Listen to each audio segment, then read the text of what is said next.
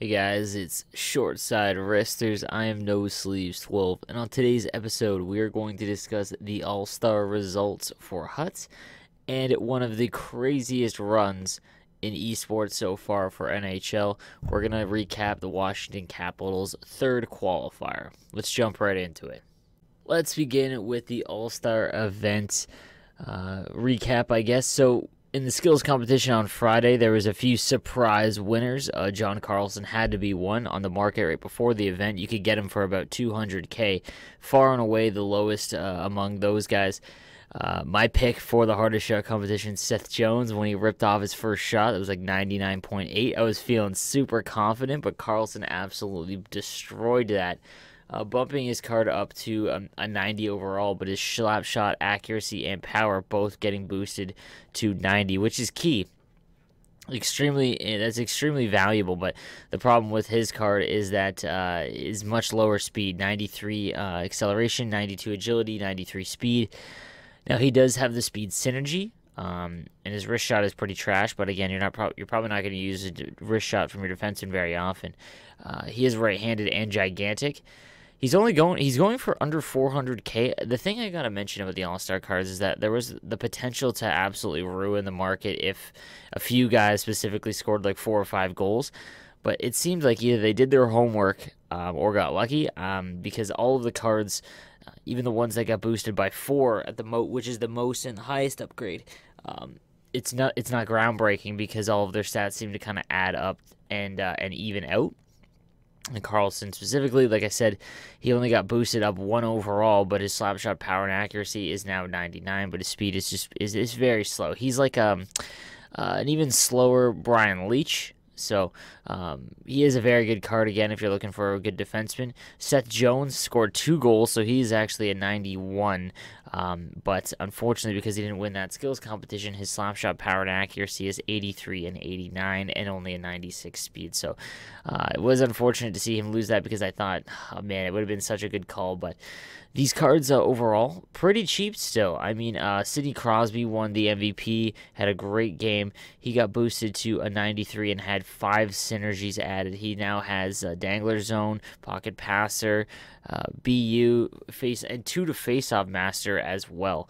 But he is a 98 skate or 98 agility, 99 acceleration, 96 speed. But then his shots it's high 80s, low 90s. So it keeps his value very, very low when you consider the amount of synergies and things like that. He's only going for about 650 right now. So again, he's very obtainable. All these cards are pretty obtainable. Patrick Kane, he's an interesting one. He got boosted to a 91. His stats almost equal out to the Thanksgiving one, but he doesn't have BU. He's got Dangler Zone and Pocket Passer. So he's not a bad card to grab either because he's 287, so that's not even that bad. The other guys that won skills competitions, Pasternak, he wrecked in the skills competition, the accuracy one. He's obviously going to be one of the better wingers now until team of the week, just because wrist shot's 99, accuracy and power. That's a fantastic card to grab if you're able to. He was probably the one that benefited the most overall because while being a fantastic card, he wasn't going for anything crazy or under 400K, and now it's much higher, obviously, because he did win that competition. Gabriel Landeskog and Mikko Rantanen both scored 4 goals. The Metro Division dominating, but Gabriel Landeskog and Rantanen both got boosted by 4. Landeskog has 97 speed, and his shot again is 89 and 91 for slap shot power, and then 90 for wrist shot accuracy and power. So it's nothing crazy, you know. It's like these cards, like I said, they had the potential to absolutely hammer the market, but I mean, none of them are must-haves. I think that this is going to allow a lot of players to get pretty good cards, the low 90s, because there are so many of them. So their value is just staying kind of lower. Like you can get a 90 Blake Wheeler for 165K, just as an example. Brent Burns did score once, but shot and speed is just way too average. He's going for 245 roughly. I would not pay anything for that.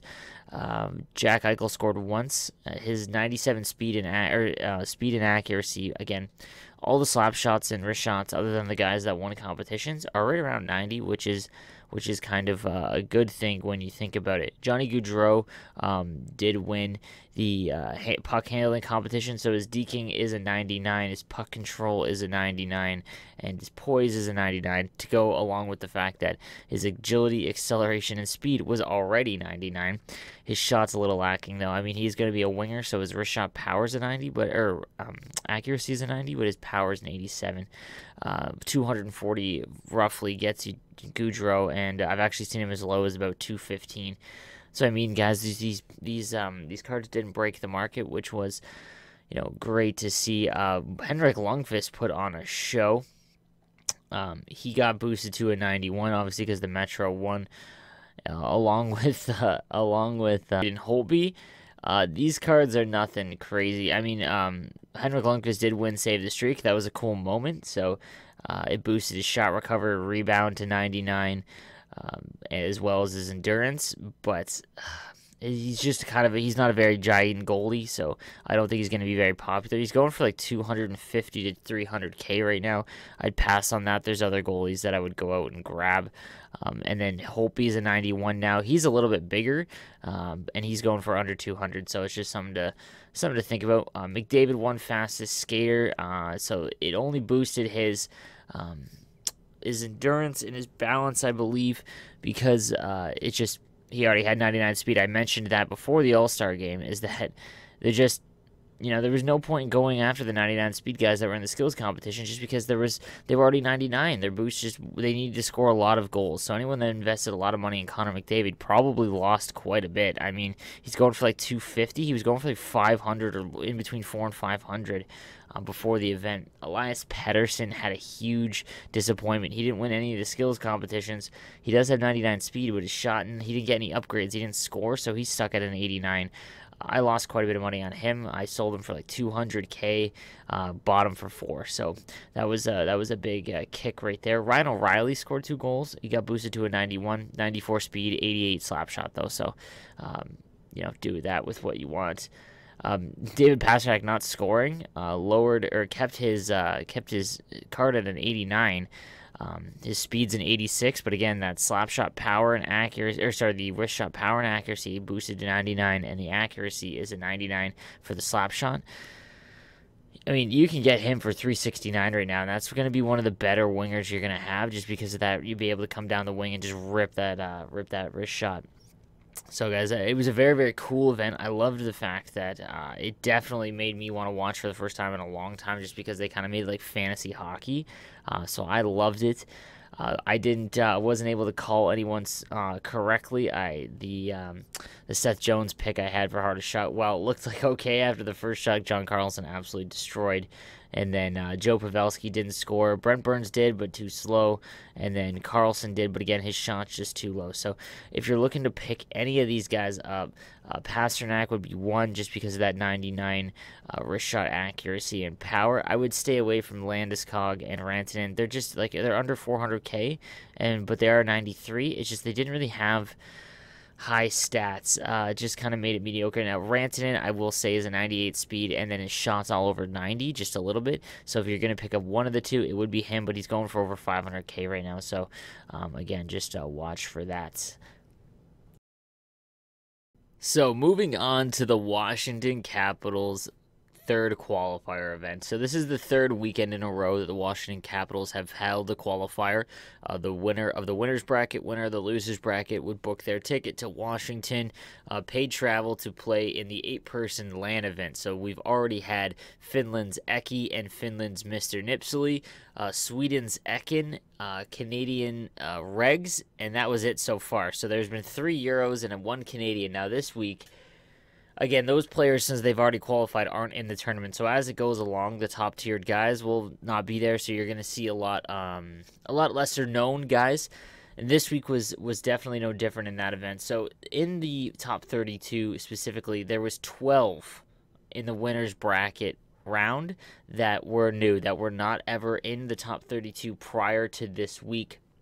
The headliners, though, were Josh Fearless, who was able to finally get into the top 32. He had made it prior, but was on the losers bracket side in both, I believe, both events before the top 32. So in his own starting bracket, he had lost and then had to go on a loser bracket run.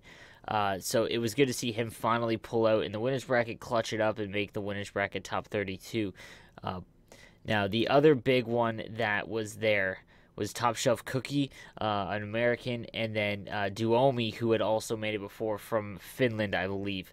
So those are the only guys, really, that were in the top 32 that had made it before.